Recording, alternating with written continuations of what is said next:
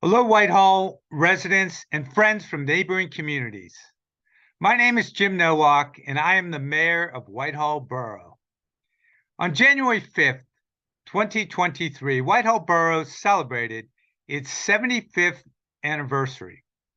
On that date, the following presentation, entitled Whitehall Borough: How It Began, was given. There is an irony about local government that I find fascinating. The irony is this: local government is the level of government which most directly touches our lives, and yet it is the level of government about which we know the least. Think about it. We get up in the morning, take a shower, and the water flows into the municipally owned sanitary sewers. If it is raining outside, that water flows into the municipally owned storm sewers. If it's Saturday, we might be driving to a municipally maintained roads, to the municipal library or parks. You get the idea. On the other hand, if we knock on the door of our next door neighbors and ask them to name their elected officials, we're likely to get a blank stare.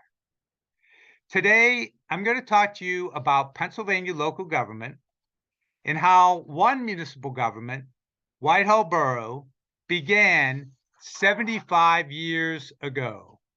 The sources for what I'm about to tell you are A History of Whitehall Borough and Its Government, written by my predecessor, Mayor Ed Brennan, as well as the transcript of the proceeding which led to the decision of Judge Sarah Sofel to decree that Whitehall Borough shall be incorporated.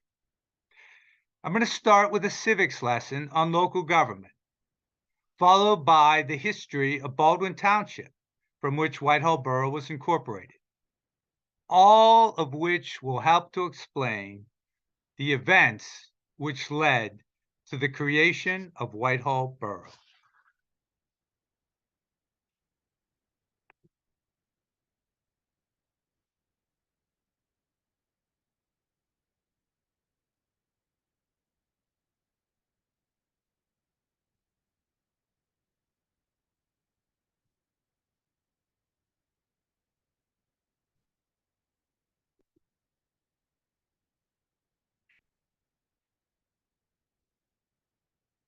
There are 5 units of local government in the Commonwealth of Pennsylvania: counties, townships, boroughs, cities, and one town. And that one town is Bloomsburg. Pennsylvania is divided into 67 counties. The counties are divided into townships. So the technical definition of a township is that it subdivides a county the way counties subdivide the state of Pennsylvania. Counties are divided into first-class townships and second-class townships. Any first-class township is defined as any township that has more than 300 people per square mile, and there are 91 first-class townships in Pennsylvania. Second-class townships are defined as less than 300 people per square mile. There are 1,454 second-class townships in Pennsylvania. That is the greatest number of municipal governments, is second-class townships. Now, I want to have you appreciate how rural Pennsylvania is. So remember that this is the largest number of municipal governments, and it's less than 300 people per square mile. So if Whitehall Borough were a second-class township, we would have 990 people. In fact, Whitehall Borough has 15,000 people. So you can imagine, again, how rural Pennsylvania is. Now, because townships are administrative units, they can be non-contiguous. And the the best example that I can provide you with of that is O'Hara Township.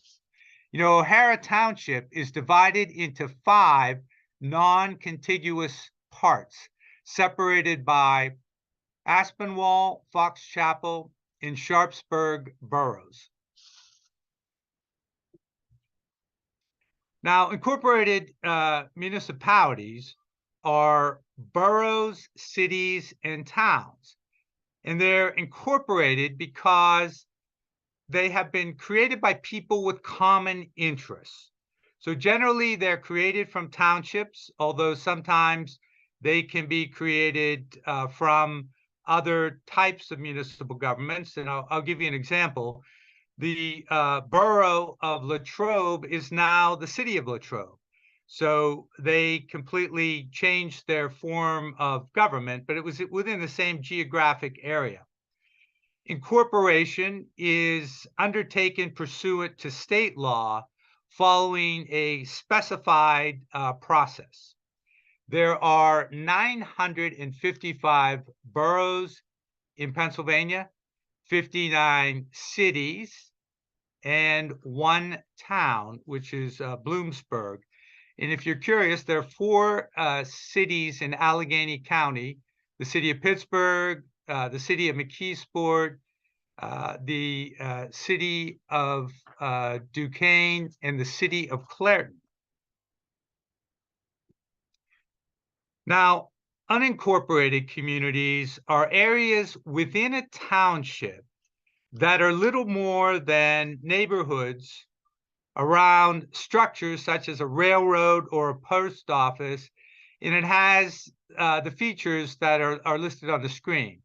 So they're unincorporated, they're not independent, they have no elected form of government, no legal authority, and they're referred to often as towns or villages. Now, why is it important to talk about something that, an entity that is, or an area of a township that is unincorporated, doesn't have a form of government? And the answer to that is that's how boroughs are formed. They're formed out of townships around unincorporated communities. So the Court of Quarter Sessions, at the time that Whitehall was founded, could incorporate any town or village into a borough. Now, to put this concept of unincorporated communities in practical terms, think of areas like Broughton. I mean, there's no government of Broughton, no mayor of Broughton, no council of Broughton. The same is true of Library. There's no, no government there, but those areas are known for their name, Library, Broughton, and my favorite is Wexford. Excuse me. Wexford is not a municipality at all. It is just a town or village that could be incorporated into a borough or city. Now, the incorporation of a borough in the 1940s, as I said, was by the Court of Quarter Sessions. Excuse me. The process it starts with freeholders. Now, what are freeholders? Freeholders are persons who enjoy a continuous right of ownership and possession of property, and you would contrast freeholders with renters. So under Pennsylvania law, only freeholders could create a borough or create a city. And when you think about it, it makes some sense. If you have tenants that are only, that are transient, that may be here now and not here later because they're renting, the law is set up that only the property owners can form boroughs or cities. So in order to do that, you need a petition that's signed by a majority of freeholders. within 3 months of the presentation of the petition before the Court of Quarter Sessions. It has to have a description of boundaries and a plot plan. It has to be legally advertised for 4 consecutive weeks with notice of deadlines for objections. And then there comes a judicial hearing. And after the judicial hearing, a decree is issued by the judge. So this was the process for first-class townships with a population of 8,000 or more, which is what Baldwin Township was at the time that Whitehall Borough was formed. So now that you have an understanding of local government, let's apply that to Baldwin Township. Baldwin Township was founded in 1843. It was 16.4 square miles. It was bounded by the Monongahela River, Bethel Township, which has now become Bethel Park, Snowden Township, which has now become South Park, Mifflin and Jefferson boroughs, which are Pleasant Hills and West Mifflin, and in what became Mount Lebanon and Dormont. And in 1875 and then 1891, Baldwin Township acquired some additional acreage, and it brought it up to 16.6 square miles, or about 10,562 acres. If you want to convert acres into miles, I believe that 640 acres constitutes a square mile. So within this broad expanse of land known as Baldwin Township, communities of people with common interests would come together, and ultimately they would start to seek their own forms of government. So here is a history of the changes that Baldwin Township underwent. So from 1901 to 1930, 5 municipalities were formed out of Baldwin Township, and the city of Pittsburgh and Mount Lebanon Township annexed acreage of Baldwin Township, reducing the acreage of Baldwin Township by 35.5%. And here's how it happened. In 1902, the borough of Hayes was incorporated out of 205 acres. Ultimately, it was annexed by the city of Pittsburgh. In 1904, the borough of Carrick was formed out of 1,058 acres, and later the borough annexed another 138 acres in 1911. Ultimately, this borough was annexed by the city of Pittsburgh. In 1915, the borough of Brentwood was created out of 883 acres. In 1919, the borough of Castle Shannon was incorporated out of 491 acres, which began the process of separating the current Baldwin Township. You can see on here, this is an old map, 1898. It shows the Baldwin Township before this breakup, and then here are some of the breakup of into municipalities that I've been talking about. In 1919, the borough of Overbrook was formed out of 790 acres, and ultimately it was annexed by the city of Pittsburgh. In 1928, the township of Mount Lebanon annexed 76 acres of Baldwin Township. And in 1929, the borough of Brentwood annexed another 28 acres. And in 1930, the city of Pittsburgh annexed 55 acres, known today as Brookline, and this completely isolated the present-day Baldwin Township. So up until the incorporation of Baldwin Borough, this portion of Baldwin Township was known as the island. And remember from the beginning, when I talked about the O'Hara Township, you can have a piece of a township in one area and not contiguous with another part of the township.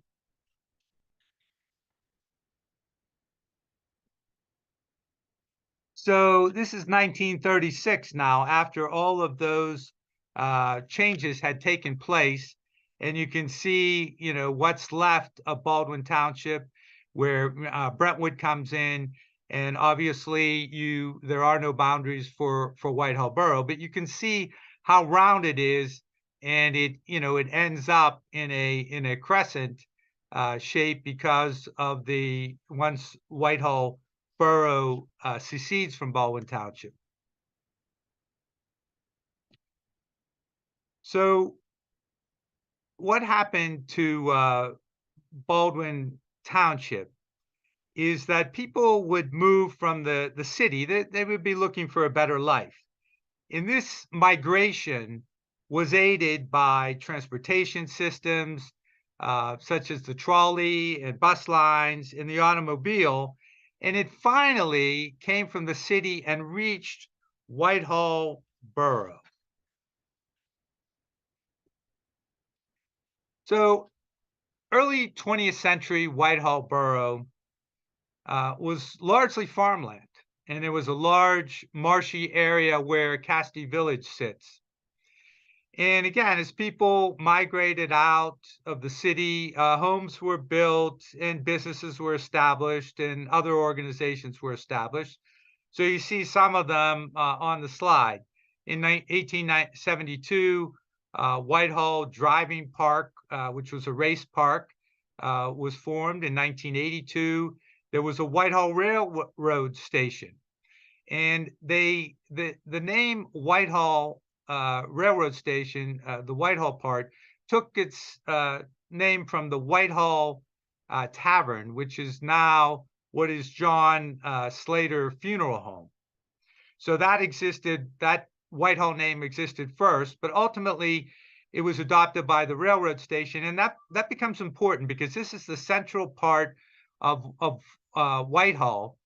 And when you form a borough or city, you need that common interest, that common name, and so that area was known as Whitehall. In 1920, South Hills Country Club was formed. In 1922, the Sisters of St. Francis Mother House and also Union School.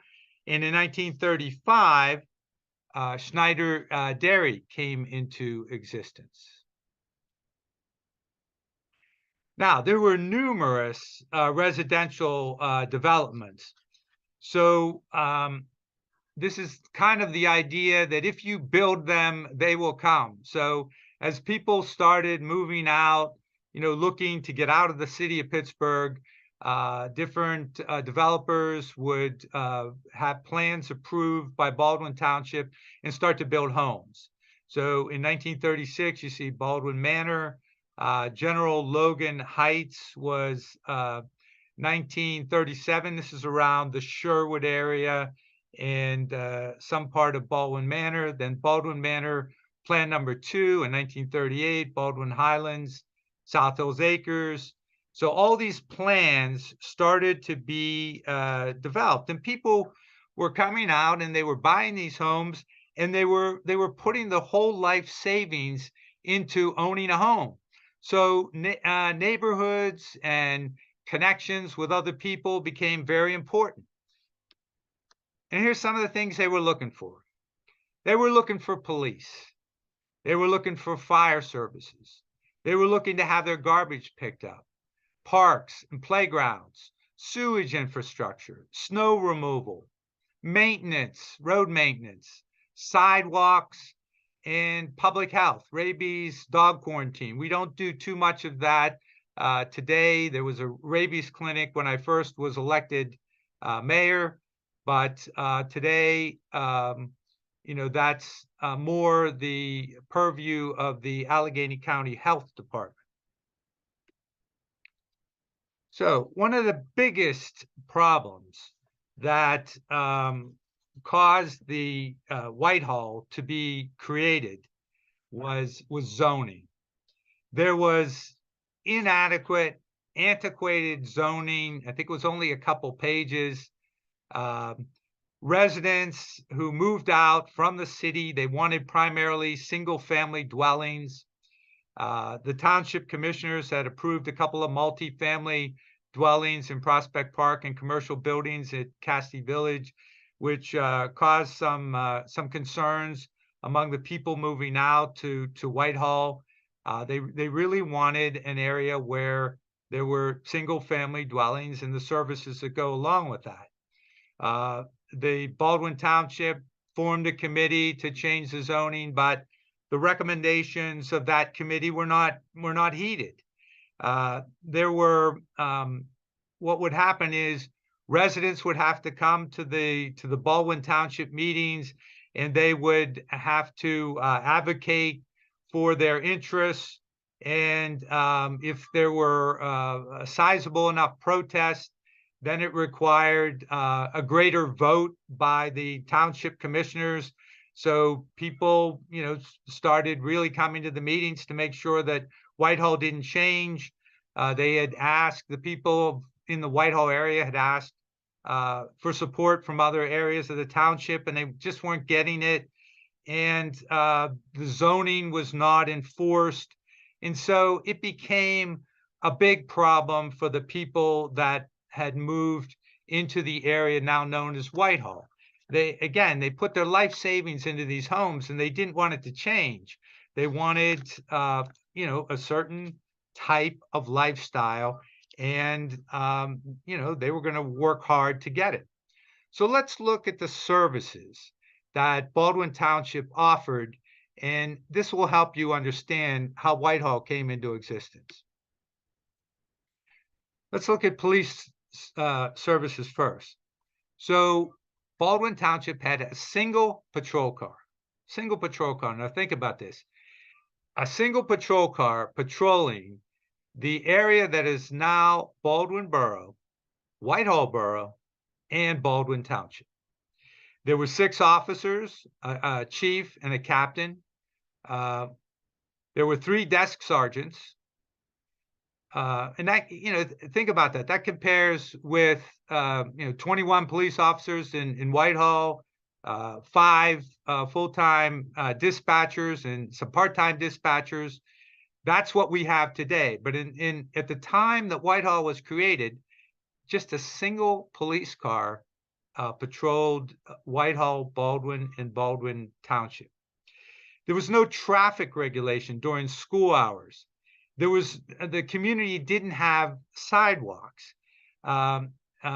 2 children were actually killed on the streets. And so, police services became very important. There were delays in response time. So when the hearing took place for Whitehall Borough, the first Burgess in Whitehall, John Mulady, testified that he had had a burglary at his house. He reported it, and it took 40 minutes, 30 to 40 minutes for a police car to arrive at his house and take a statement. Well, you can be sure that the perpetrators were long gone and never caught. So, Whitehall residents were concerned about the fact that patrol cars had to travel through other municipalities and not all of the township. Fire protection. The services for fire were provided by 3 volunteer companies: Baldwin Independent on Becks Run Road, Baldwin Number 1 on Glass Run Road, Option on Streets Run Road. And there were reports of a number of houses that suffered significant damage because of the slow response time. There was a dentist office on Brownsville Road that burned to the ground because the fire trucks didn't get there fast enough. And one resident testified, his name was Joe Schumann, and he testified that a fire was reported. He heard the fire trucks drive past the house where the fire was. It was his next door neighbor's house, and the fire trucks never arrived. They had to put the fire out with a hose. So this was some of the challenges in terms of fire protection that Whitehall residents had at the time that they sought to be created. Street maintenance. The streets were not regularly repaired. As I said, there were no sidewalks on busy roads, and I know we don't have sidewalks today, and that was the decision of the Whitehall residents after Whitehall was formed. But when people would come from the city, they were used to sidewalks, and they were looking for sidewalks from the Baldwin Township government, but it fell on deaf ears, their request. There was no road supervisor. There were missing street signs, which probably explains why the fire truck couldn't find the house with the fire. And believe it or not, in Baldwin Borough, Baldwin Township, and Whitehall, there were only 4 traffic signals.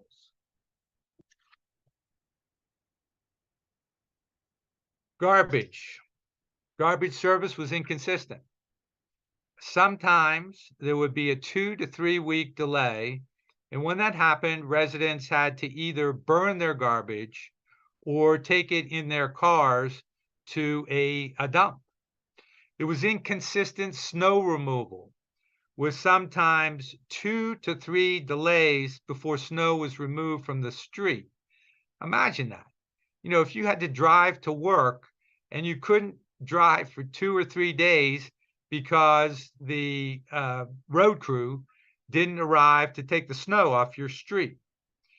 There were no playgrounds or recreation center in Baldwin Township. So what is now Baldwin Borough, Baldwin Township, and Whitehall Borough, there were no playgrounds.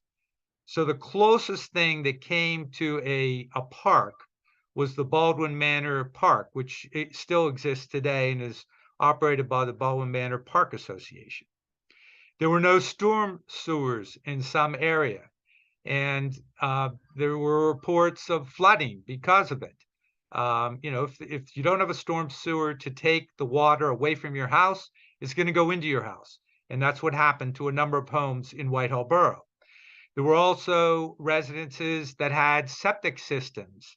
And the reason is that the Baldwin Township didn't want to spend the money to move the sanitary sewer up to cover a number of homes. And so there were reports that the septic systems would overflow. And one report by John Mulady was he observed septic sewage, raw sewage, flowing across Brownsville Road and on to South Hills Country Club. Other complaints that the people who lived in Whitehall made were that only 1/7 Whitehall was represented by one person out of 7, and yet they had an assessment because of the homes that were being constructed that was almost half of the township. So you can see the figure there. The total Baldwin Township assessment was $13,899,711, and Whitehall's assessment was $6,582,676. So almost half was Whitehall Borough, and they're saying, look, we only have 1/7 of the representation, and yet we're paying half the taxes. There were residents of other areas that weren't contributing to the community through volunteering and community work. So, when people started coming out from the city, they were used to their clubs, they were used to their, fraternities and social organizations, and they were looking for the same thing in Whitehall. And so they tried to contact some of the other, what is not Whitehall. So they tried to contact other people in Baldwin Township, and they just weren't interested in the things that the residents that now occupy Whitehall were. And so it was hard to form a community except where Whitehall was located. There was also a problem with hunting. And I gave this talk at for the sponsor at a time sponsored by the library and the Recreation Board and the Whitehall Historical Society. And there was an individual there named Ed Ritchie, who lived in Whitehall at the time that Whitehall was created. And he said to me that there were individuals who would take their dogs in Whitehall and go out in the woods and hunt. And that was one of the reasons they moved from the city, so they'd have the opportunity to hunt. Well, apparently things got a little out of control, and a woman was hit with buckshot. And there were complaints made to Baldwin Township. You've got to regulate the hunting. And it fell on deaf ears. They wouldn't regulate it. And then there was just a general disorganization in the conduct of business. One person who was testifying at the hearing on the creation of Whitehall said she went to the borough building and she was looking for this ordinance and it was in this place, but something else was over here. So there was general disorganization. So all of these things came together and it caused the people to start to think about what they could do to make a change.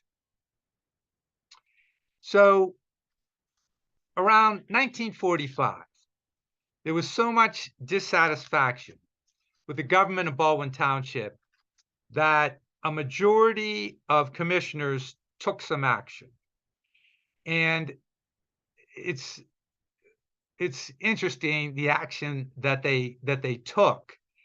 And that was on November 28th, 1945, the Baldwin Township Commissioners voted 4-3 to become a borough that would have included Whitehall Borough.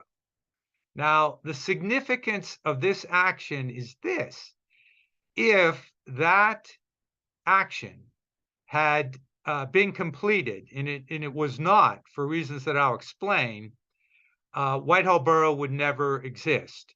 What would exist is a Baldwin Borough made up of the geographic area of Baldwin Borough today and Whitehall Borough today. Now, I read Ed Brennan's book, and he had a different theory as to why this action was taken. It was his opinion that, or he reported in the book, that Baldwin Township commissioners were going to take this vote, and it was defeated. But the transcript that I read for the hearing did not bear those facts out. So that might have been what was generally thought to be true in Whitehall Borough. But what was actually true was that Baldwin Township actually voted to become a borough. And what happened was, on November 28th, a petition was filed in the Court of Quarter Sessions to incorporate Baldwin and Whitehall. And then on January 14th, 1946, the Baldwin Township Commissioners voted to withdraw the court petition. And Commissioner John Murphy, who was one of the founders of Whitehall Borough, without explanation, withdrew his support for incorporation of the township into a borough, and the vote was 4-3 to withdraw. Now, you might say, well, why did Pat Murphy originally vote to incorporate Baldwin and Baldwin Township and then ultimately take measures to incorporate Whitehall Borough? And there isn't an explanation in the transcript. What I think happened was that John Murphy originally wasn't thinking of incorporating a Whitehall Borough. That what he was thinking of doing was separating what is now Baldwin Township from the rest of the township, so that Baldwin Borough and Whitehall Borough would be a more compact municipality. And I think that's why he voted for it. But then I think many people talked to him about, why did you do that? And I think that explains the reason why he voted to withdraw the support for incorporation January 14th, 1946. And as the slide indicates, he responded to the concerns of frustrated residents and assembled a team to incorporate Whitehall Borough. So here are the organizers of Whitehall Borough. John Pat Murphy, the Baldwin Township commissioner that I mentioned. Otto Bilo, he was a CPA. John Evans, who was an attorney. Tom Jones, who was an attorney, and ultimately became the first solicitor of Whitehall Borough. Ed Lawrence, who was an attorney, and he became the solicitor for the Baldwin-Whitehall School District. John Milady, who was an engineer, and he became the first mayor of Whitehall Borough. And then at that time, the mayor was called a Burgess. And Joe Schumann, who was an editor for the Pittsburgh Post-Gazette. So a pretty distinguished group of organizers. And they met at the home of John Murphy. And these meetings took place on the second floor of the house located at 4512 Brownsville Road. So the organizers met, and as you recall, you have to circulate a petition among the freeholders to incorporate your own borough. So they began to do this covertly at first at the beginning of October of 1946. So they didn't want Baldwin Township commissioners to get wind of what they were planning, because they knew what would happen, and it did in fact happen, and I'm going to share that with you shortly. So by Friday, October 1946, the process had accelerated, and it was now out in the open. And so the Baldwin Township commissioners knew about it.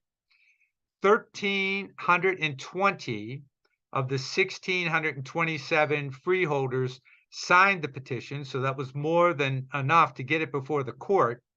And the petition was supposed to be filed. So remember, Friday, October 11th, the petition was going to be filed Monday, October 14th, 1946.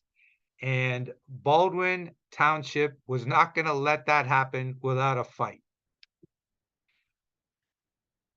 Now, the boundaries of Whitehall Borough. So attached to the petition were proposed boundaries for Whitehall Borough.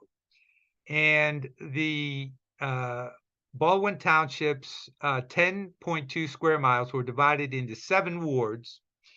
And you remember that Whitehall, most of Whitehall was represented by the ward of John Pat Murphy.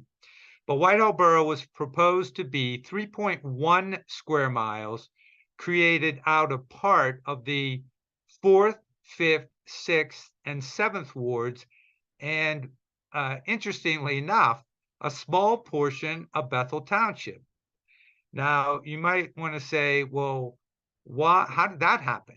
Well, the portion of Bethel Township was a home that was owned by Dr. Jew at the time that Whitehall Borough was formed, and ultimately became owned by Ralph Ryland, the owner of Amy's Restaurant.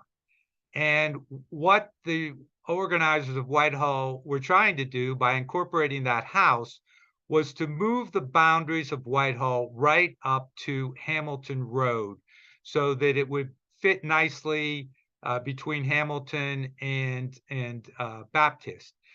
Remember, at that time, it was Bethel Township. Ultimately, Bethel Township became Bethel Borough, and had Bethel Park Borough, and had it been Bethel Park Borough, Whitehall, the organizers of Whitehall couldn't do this.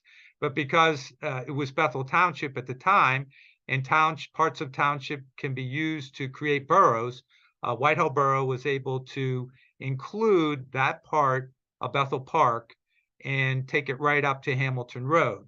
The other thing you should find interesting is that it says that Whitehall Borough was proposed to be 3.1 square miles. And if you know the size of Whitehall Borough today, it is 3.3 square miles. And so you might say, well, where did that other 0.2 square miles come from? And the answer is that after Whitehall was created, the area that now has the streets of Tom Fran and Devine and up in that area were a part of Baldwin Borough, but the only access was through Whitehall. And ultimately, they were annexed and made part of Whitehall Borough. All right, as I said, Baldwin Township Commissioners would not take the incorporation of Whitehall lying down. So on Saturday, October 12th, 1946, the chairman of the Baldwin Township Commissioners directed the secretary to call a special meeting. There was no written notice because they had to do it quickly. There was no time for written notice. There were no emails, obviously, in those days. It's not surprising, John Murphy, a Baldwin Township Commissioner and the organizer of Whitehall, was not invited to this meeting. And the Board of Township Commissioners voted to incorporate what today is Baldwin Borough and Whitehall Borough into one borough. And this was an attempt to thwart the creation of Whitehall Borough. So now there's a race to the courthouse. So on Monday, October 14th, 1946, both the petition to incorporate Whitehall Borough and the petition to incorporate Baldwin Borough were filed. October 31st, 1946, a second petition to incorporate Whitehall Borough was filed based on the signing of a majority of freeholders in Baldwin Township who alleged that the incorporation of Whitehall Borough would remove valuation that was needed for the township to meet the debts and maintenance projects. Remember that Whitehall Borough was a significant part of the tax base of Baldwin Borough. So to help you appreciate these two petitions, the first petition, which could occur because Baldwin Township had more than 8,000 people, could happen by a vote of the Board of Township Commissioners, which is what was done over the weekend, and that petition was filed. But then the Baldwin Township Commissioners thought that their case would be strengthened if a second petition was filed in which a majority of the freeholders of Baldwin Township would state their case. And so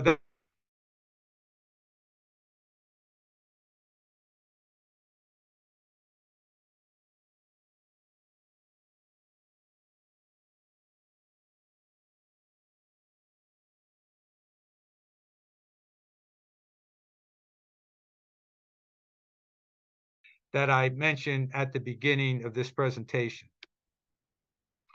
Now, there were two judges. So there are two judges of the Orphans Court.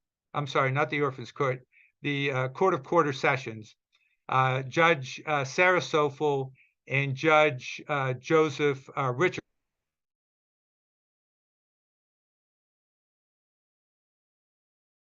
Attorneys for the petitioners were Robert Rundle and Thomas Jones. So they were representing the people of that wanted to create Whitehall.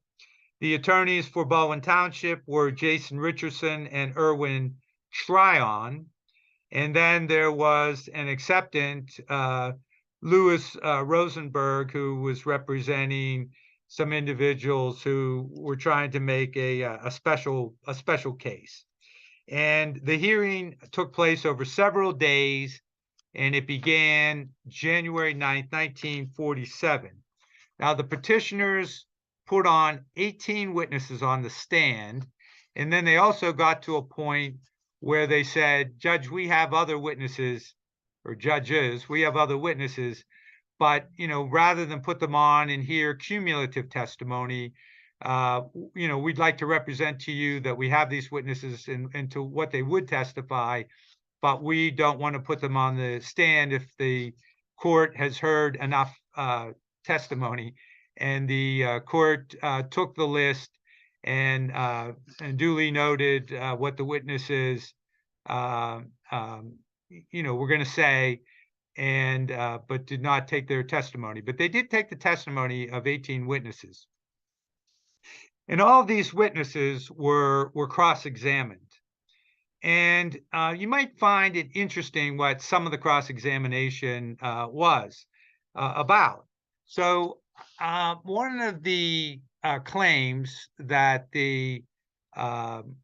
that Baldwin Township was making was that the boundaries of Whitehall Borough were made arbitrarily. And so they were trying to attack, why did you draw the line here instead of, somewhere else? So I'll give you for instance, where the place where Baptist Road runs up to Hamilton, the homes on Baptist Road are in Whitehall, but over the hill it's in Baldwin.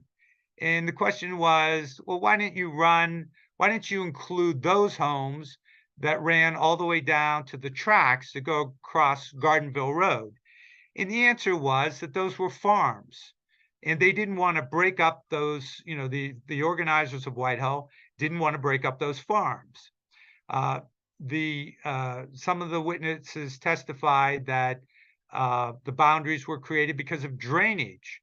So you might find, like over in the Prospect area, that on one side of the hill is Baldwin, on the other side of the hill is Whitehall, and that's because of drainage. So on the Whitehall side, it drained to storm sewers that Whitehall Borough had within their control and could manage the storm runoff.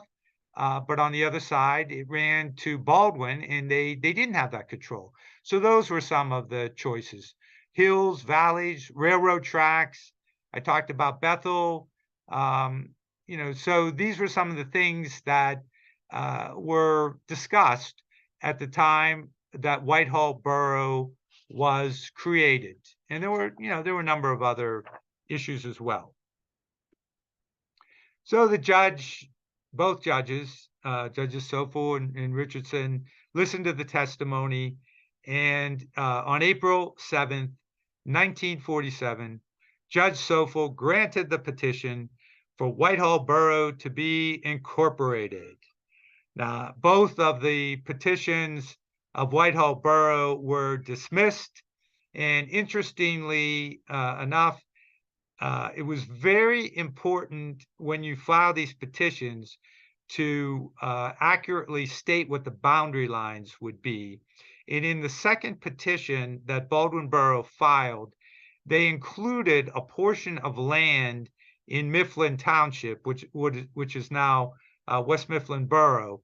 And that was enough to defeat the second petition.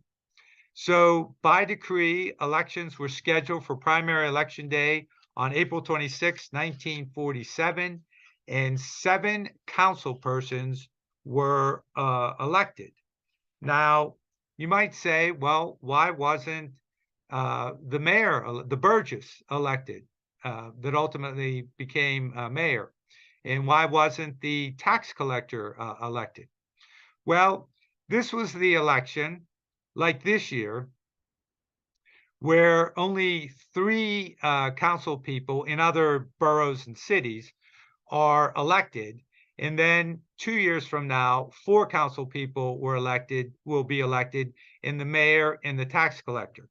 So it is believed that because this was the off year, that the county decided that it would be too difficult or too confusing to put the Burgess on the ballot and the tax collector on the ballot. So they only put on the 7 council persons.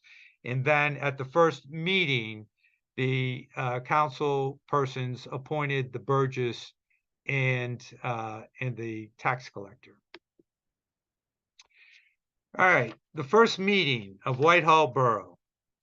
So the council persons who were elected were John Burren, James Hall, Howard Logan, Robert Russell, Dr. Donald Smith, Max Thurner, for whom Thurner Drive is named, and Joseph Zord II, who ultimately became the state representative for Whitehall and the surrounding area surrounding Whitehall.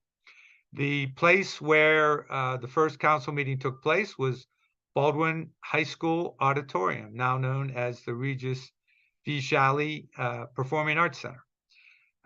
The first meeting took place January 5th, 1948. So Whitehall Borough's 75th anniversary occurred on that date, but we're celebrating it all year long.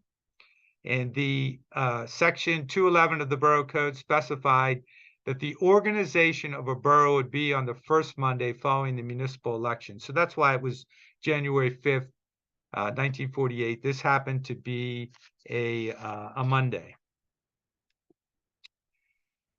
So what was the business? Well, part of the organizational meeting of Whitehall Borough was to elect a council president, and that was James Hall. As I said, appoint a burgess, John Mulady, who ultimately the burgess has title is mayor. Otto Bilo, the CPA, to no surprise, was appointed the tax collector. William Fee was appointed the secretary. Howard Vedder became the treasurer. And Tom Jones, who you remember represented the petitioners at the hearing before Judge Sofel and Judge Richardson, he was appointed the first Whitehall Borough solicitor. The organization continued with William P. Braun was appointed engineer. Henry Kohut was appointed the police chief. Stanley Beal was appointed building inspector, and I'm sure that's for whom Beal Drive was named. Theodore Englert was appointed street commissioner. Remember from my presentation that the people of Whitehall Borough were angry that there was no one appointed for road maintenance. And so one of the first things that happened at the borough meeting, the organizational meeting, was to appoint a street commissioner. So someone would be in charge of the streets. The first resolution, to no surprise, would be to purchase a police car for $2,292.52. And with that, the meeting ended, and that is how Whitehall Borough began. Thank you very much for listening to this presentation